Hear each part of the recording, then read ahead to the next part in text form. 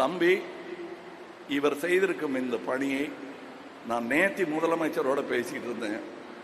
அப்ப நான் சொன்னேன், இந்த என்ஜிஓக்கள் நீங்க பெருசா ஆதரிக்கணுங்க. அவங்க வேற எதுவும் கேட்கல, பண உதவி கேட்கல, அனுமதி கேட்கறாங்க. அதுல நமக்கு என்ன வலிக்க போகுது? ஐயா கொடுத்துருக்கையா? இல்ல பண்ணிக்கிட்டு இருக்கோம்னாரு. அது அந்த பெருமையோட நீங்க வருகிறேன், நாங்க பண்ணத்தான் போறோம், பண்ணிக்கிட்டு இருக்கோம் அப்படின்னாரு. அதில் நானும் பங்கு கொண்டு இருக்கிறேன். ஏனென்றால் இதே திட்டம் இவரை பார்த்து தான் ஐடியா வந்ததுன்னா அது தப்பு இல்லை, அரசுக்கு ஒன்றும் அவமானம் கிடையாது. ஏனென்றால் நல்லது எதிரிகிட்ட இருந்தாலும் கேட்கலாம். இது நம்ம பிள்ளை, இங்க இருந்து எடுக்காம வேற எங்க இருந்து எடுப்பாங்க?